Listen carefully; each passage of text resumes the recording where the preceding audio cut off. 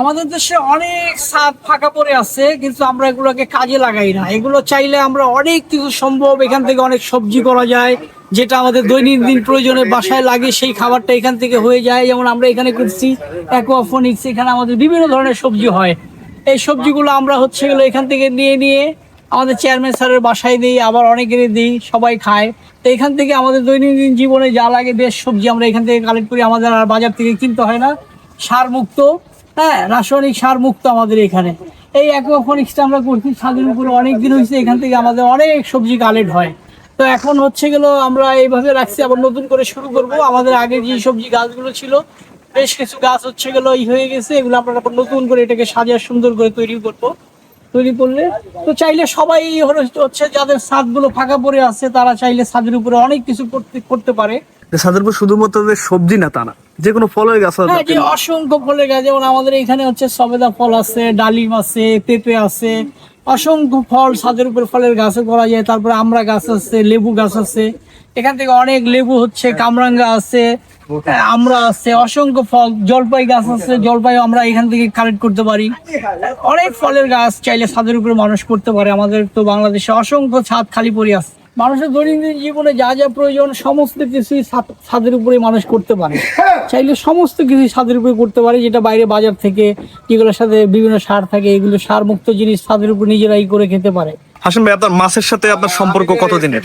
মাছের সাথে সম্পর্ক আমার মোটামুটি 20 থেকে 22 বছর। ছোটবেলা থেকে আমি এগুলোর সাথে আছি।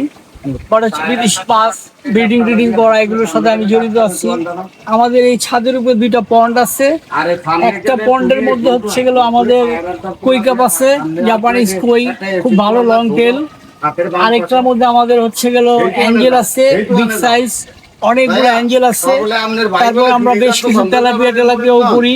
তো আমরা এখানে একটা পন্ড করছি, এখানে আমাদের বায়োলজিক্যাল ফিল্ট্রেশন সিস্টেম আছে, পাশেরটাও বায়োলজিক্যাল ফিল্ট্রেশন সিস্টেম আছে। আমাদের মাছগুলো খুব ভালো আছে, অনেক সুন্দর থাকে। এই সমস্ত আইডিয়াটা হচ্ছে গেলো আমাদের যে চেয়ারম্যান স্যার আছে, ওনার আইডিয়া থেকে আমাদের এগুলো করা। ছাদের উপরে আরো বেশ অনেক গাছ টাছ আছে, ফলের গাছ আছে, ফুলের গাছ আছে।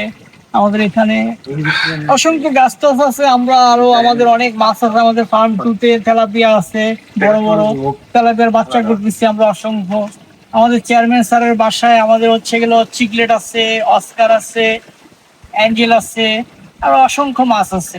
আমাদের রেস্টুরেন্টে বড় বড় অ্যাকুরিয়াম আছে, বড় বড় অ্যাকুরিয়াম আছে রেস্টুরেন্টে, 8 ফিট 7 ফিট। ওইখানে হচ্ছে গেলো আমাদের সিলভার ডলার আছে, এলিগেটর গার আছে, তারপরে জ্যাংগোরামি আছে, পিকক বেস আছে, অসংখ্য মাছ আছে আমাদের। তো আমরা এগুলি নিয়েই হচ্ছে দীর্ঘদিন যাবত এটার সাথে জড়িত আছি।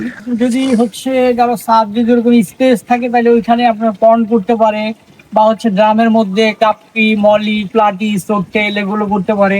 মানুষের দৈনন্দিন জীবনে যা যা প্রয়োজন সমস্ত কিছুই চাইলে ছাদের উপরে মানুষ করতে পারে। এই মাছগুলো এখানে কতদিন ধরে?